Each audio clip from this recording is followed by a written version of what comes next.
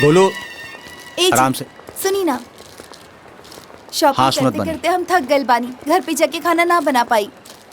हाँ खाइल पापा, कर दे। बाहर खाए के बखाना। हाँ पापा, कहीं बाहर खाइल जाओ ना। अरे माई बाबूजी घरे बड़े आए भुखाइल हुई हैं, उनकरा के बना के खियाई। अरे घर में और लोग भी तो बाड़े ना, एक बिला ना खिला सकेले का?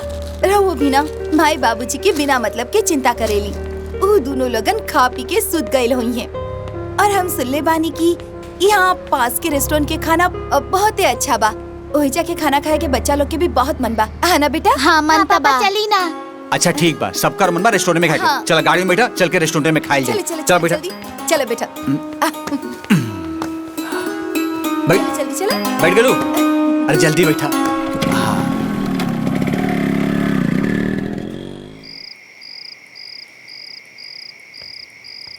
ए जी, इतना देर से दोनों बेकत बाजारे गइल बा लोग, अभी ले आइल लोग ना। का जाने कौन बाजार करता लोग। अरे चूल्हा में आगी कब जरी? अरे तू काहे इतना परेशान होता रो? जब वो लोग के मर्जी होई तब आ जाई लो। परेशान ना होखी, खाली पेटे नींद आई। तो जा छोटकी बहू से कह, खाना वाना बचल होके तब तो ओई में से ले आवो, उहे खा के सुत रहल जाई। देखा तनी।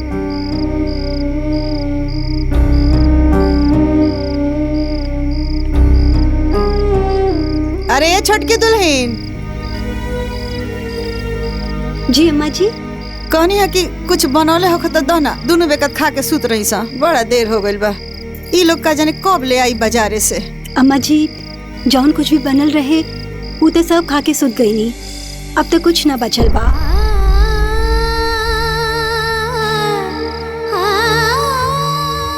तो का करी, कहीं तो बना दी। ना ना, तू जा आराम कर। अच्छा।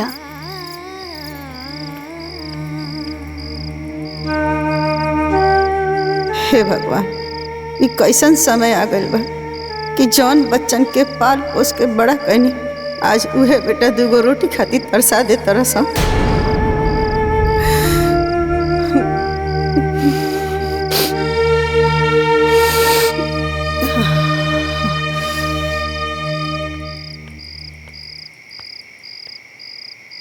ए जी, खाना खत्म हो गइल बा, रो बैठी हम बना देतनी।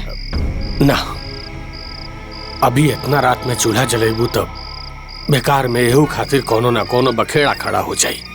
दही पानी पी के सुत रहल जाओ।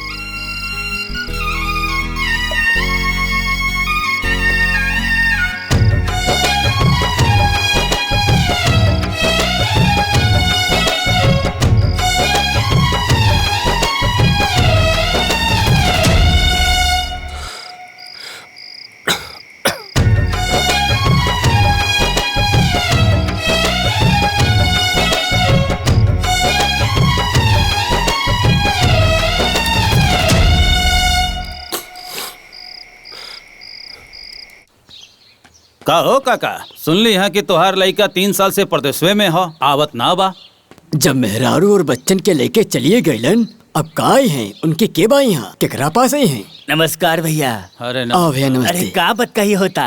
अरे कुछू ना हो, ये कुल दुख सुख होत बा। और बतावा, और कहाँ से आवत अड़ा?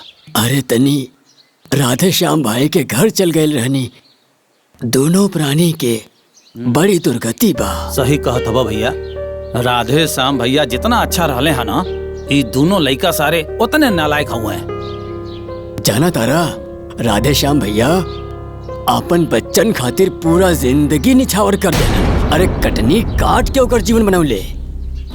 आज देखा उनका सुख के जगह पे धक्का खात बाड़े। हाँ हो, ठीक कहत बड़ा। सुन ली हाँ कि उनके खियावे पहिरावे बदे लइकवा पारी बदले हुए सब। हाँ, और आज पारी बदलाती है।